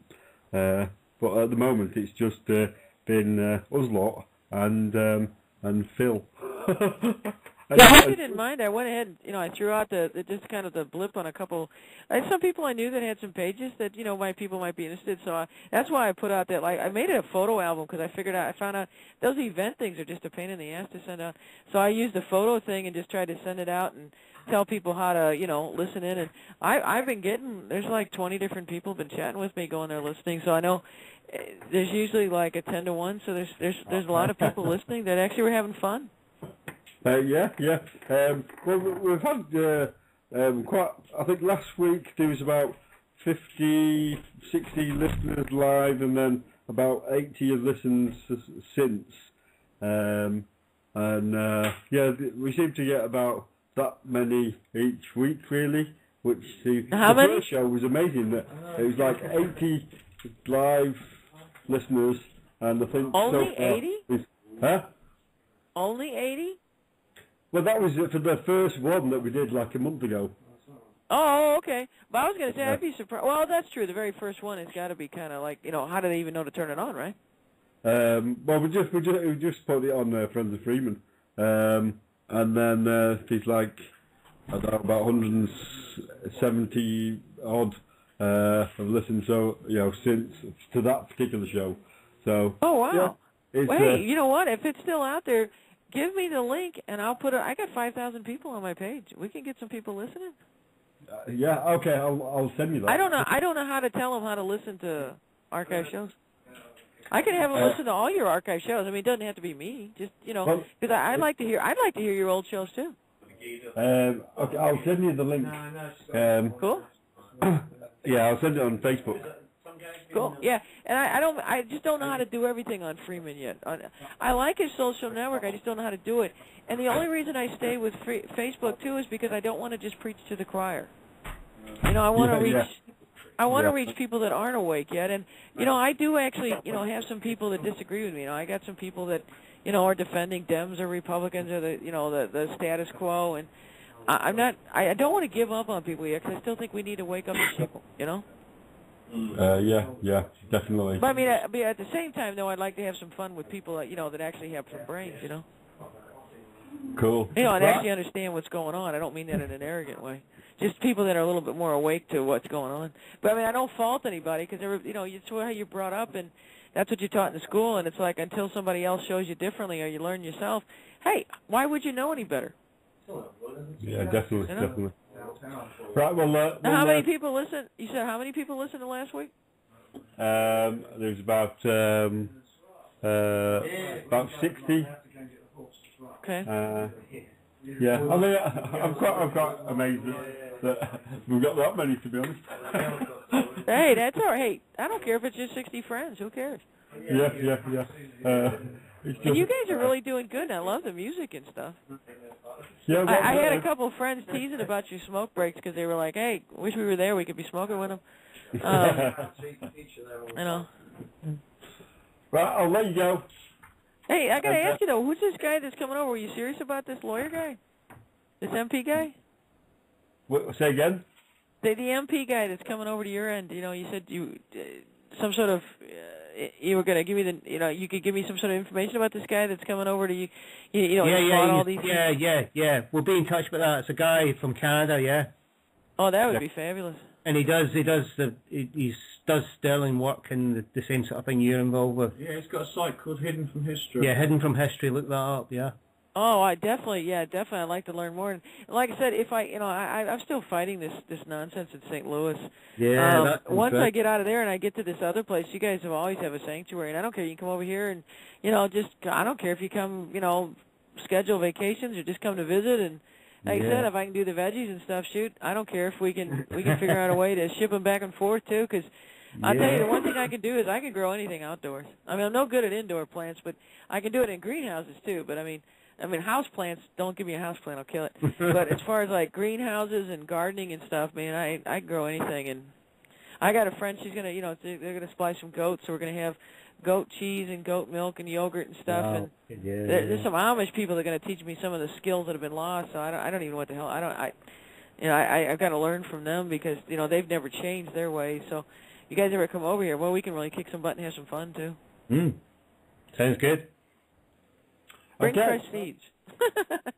Bring seeds of all kinds. I want to grow everything. And I mean that in all kinds of ways. Well, even mango seeds, yeah? Yeah, I mean that in all kinds of ways. Yes, you do, definitely. Okay, we'll talk to you later. Cheers, Carl. I had fun. Hey, I hope I didn't talk too much. Nah. just enough, I think. Yeah. Well, I chatted him. I'm sitting here, with, you can tell him what I said on my chat. So I'm a little mellow. All right? Take care. Cheers, bye. Hey. Oh. Nothing out of you. Okay, take care. Bye-bye. Bye-bye. All right? Yeah. Later. Bye.